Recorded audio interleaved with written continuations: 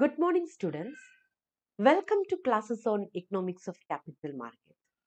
Today, we will be dealing with classification of financial markets. In the last videos, we have discussed about uh, financial markets and its functions. Here, we will be discussing about the classification of financial market. Before moving on to the topic, let me ask you a question. What is a financial market?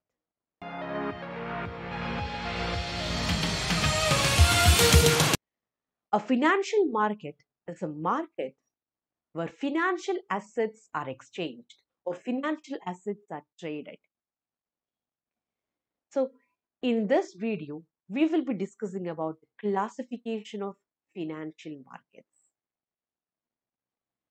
We can classify financial markets on different bases.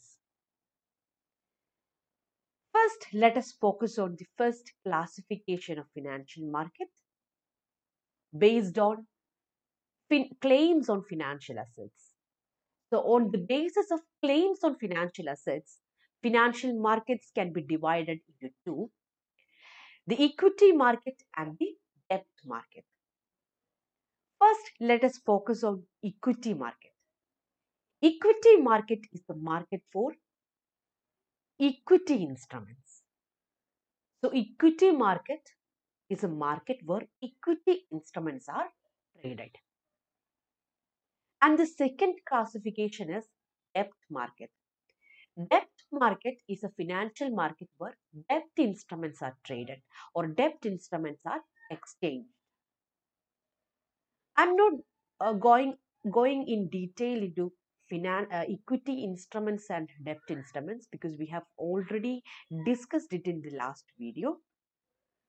So I'll be moving on to the next classification. Classification based on maturity of the claims. On the basis of maturity of the claims, we can divide financial market into two: money market and capital market. Now let us focus on money market. Money market is a financial market for short-term financial assets. So in money market, short-term financial assets are bought and sold. It is a market for dealing in monetary assets for short-term nature. So financial assets with maturity date of less than 1 year or 1 year is traded in money market. The money market is a market for short-term financial assets. Money market instruments includes trade bills, promissory notes, and government securities. And money market instruments have the characteristics of quick liquidity and minimum transaction cost. So, money market is a market for short-term financial assets. Short-term financial assets with maturity date of 1 year or less than 1 year is bought and sold in money market. Examples of money market instruments are trade bills, treasury bills, promissory notes, etc. Now let us focus on secondary market. Secondary market is the financial market for trading of securities that have already been issued in new issue market or primary market. So the securities that have already been issued in new issue market are traded in secondary market. For example, uh, I am buying a security. I am buying a bond from primary market. The bond will get matured only after 30 years. So if I want my money back from primary market, then I have to wait for 30 years. But immediately some emergency came and I want my money back immediately. I cannot sell it in the primary market because if I want my money back from primary market, I have to wait for 30 years. I have to wait till the maturity date. But I want my money back soon. Then the only option is to sell my bond in secondary market. So I'll go to secondary market and I will sell my bond to another investor just like me. So in secondary market, issuer company have no role. I'm buying I bought one security from primary market and I'm selling it in the secondary market as a second hand security. So in secondary market, transaction takes place between two investors. So secondary market is a financial market where securities that have already been issued in primary market are bought and sold.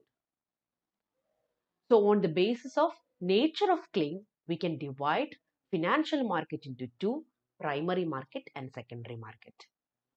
Primary market is a market for new securities, and secondary market is a market where already issued securities are bought and sold. The transaction in primary market takes place between the issuer company and the investor, whereas the transactions in secondary market takes place between two investors.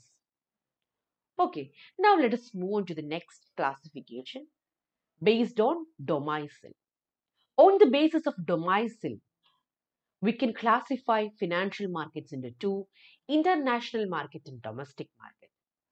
So domicile means place of residence. So where the market lies, we can divide markets into two: international market and domestic market.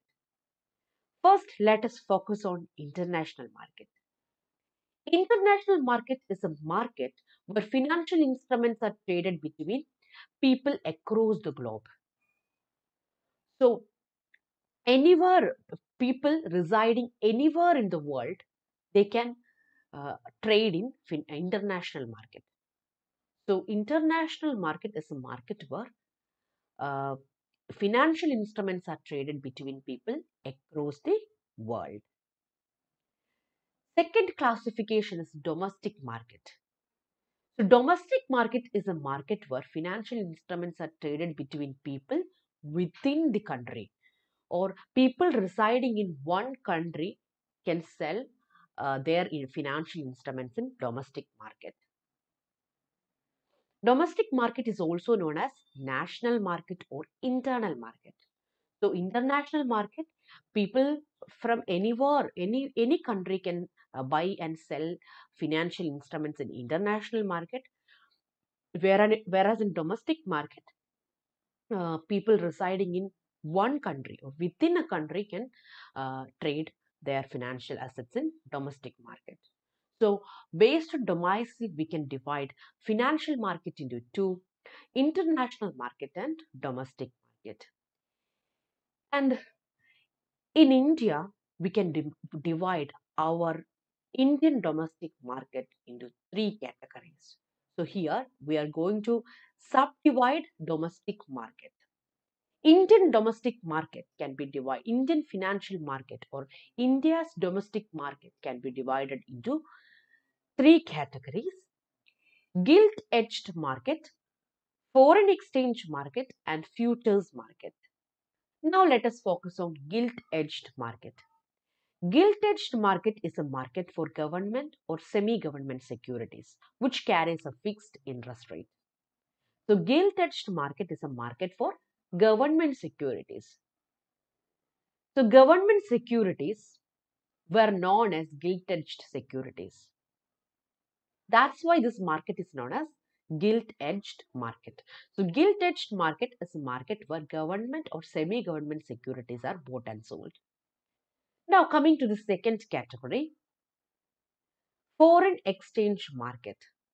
Foreign exchange market, which is also known as forex markets, facilitate the trading of foreign exchange. So foreign currencies are bought and sold in foreign exchange market. India's foreign exchange market is regulated by Reserve Bank of India. Now let us move on to the third category, futures market. Futures market provide a way for business to price risk. So people who want to hedge their securities or who want to protect themselves from price fluctuations, they resort to futures market. Futures market are market for futures contract.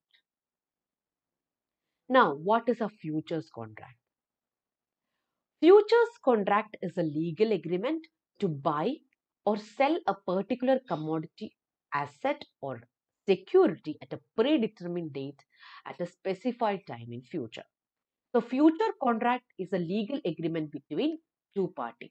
One party agrees to sell and another party agrees to buy, and they fixes a a predetermined price for their securities, and they determine a time in future for making the transaction.